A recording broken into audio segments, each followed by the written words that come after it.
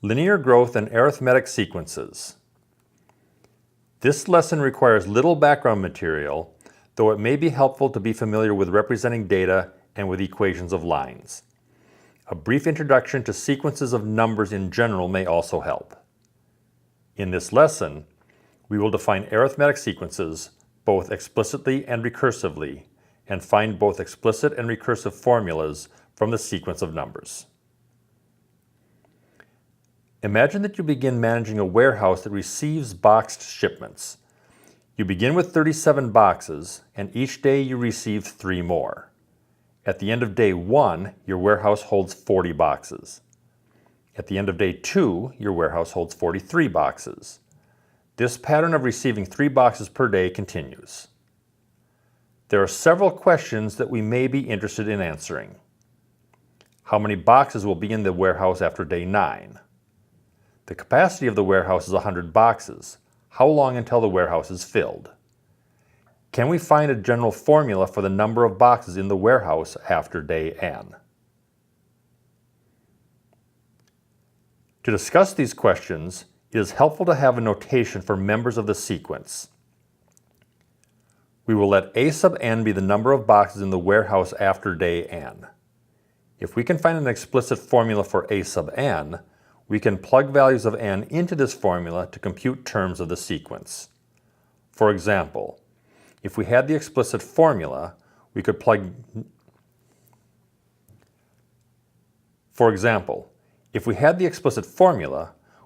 in 9 to compute the number of boxes after day 9. From the chart at the left, we can see that a sub 1 is 40, a sub 2 is 43, etc. It is easier to find a recursive formula. A recursive formula tells you how to find the next term in the sequence based on the previous term. In this case, the next term is found by taking the previous term and adding 3. A sequence with the recursion of continually adding a constant is called an arithmetic sequence. The amount added is called the common difference and is denoted d. Thus, in general, an arithmetic sequence has a recursion with the next term being the previous term plus the common difference. There's only one other piece of information necessary, and that is the starting point. Once we know that a sub 1 equals 40, we can find a sub 2 by adding 3.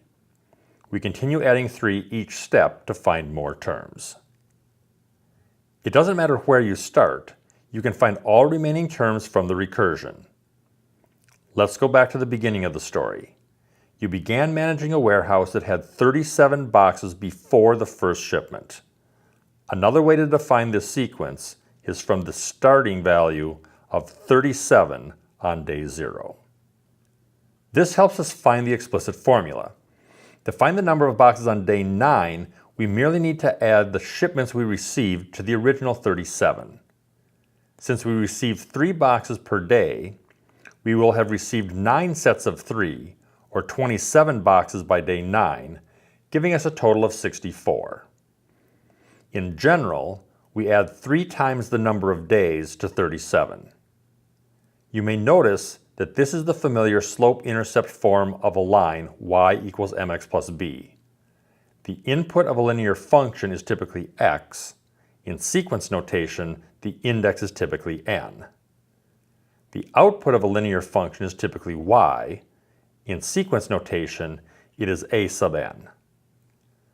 The y-intercept is where the line starts, so b is similar to the initial term a sub 0.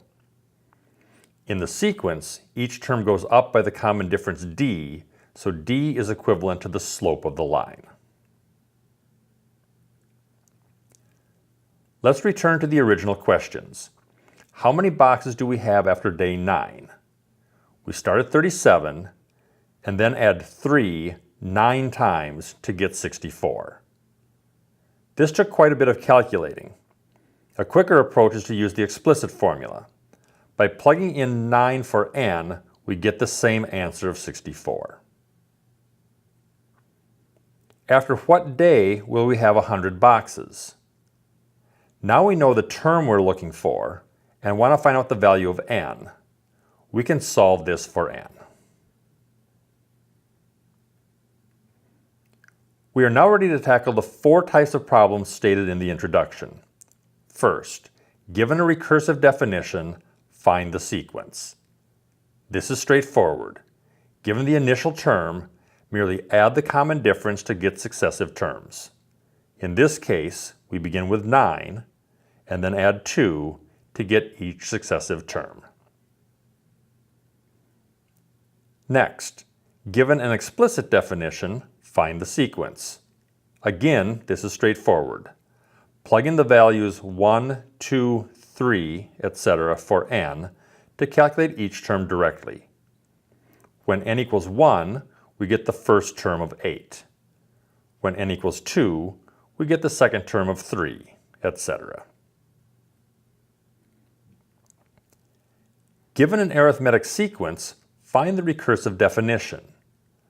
Recall that a recursive definition has 2 parts, a starting value and a recursion. We begin by listing that the first term is 54. To find the common difference, we can subtract any 2 consecutive terms. From any term to the next, we are going down by 3, so the next term is the previous term minus 3. We could also begin the sequence at term 0, which in this case would be 57. Let's also find the explicit definition for this sequence. The key is to find a sub 0, the amount that you had before taking the first step. We now get a sub n by adding n times the common difference to the starting value. You can verify that the formula is correct by plugging in values for n to see if they match. As a final example, let's try to discover everything about an arithmetic sequence from just 2 values. We have 2 terms which are 5 steps apart. In that space, the values have grown by 30, so each step is a size of 6. The calculation we just did is essentially the slope formula for lines. We could now begin filling in the values to find the starting value. We could also find a sub 0 by going back 7 steps of size 6 from a sub 7. Here are the recursive definition and the explicit formula. To recap, in the recursive definition, we need to define an initial term, typically a sub 1. We then need to define how to get the next term from the previous term. In an arithmetic sequence, the pattern is to always add or subtract the common difference. In the explicit formula, we need to find the starting location a sub 0 and then add the common difference n times to arrive at the nth term.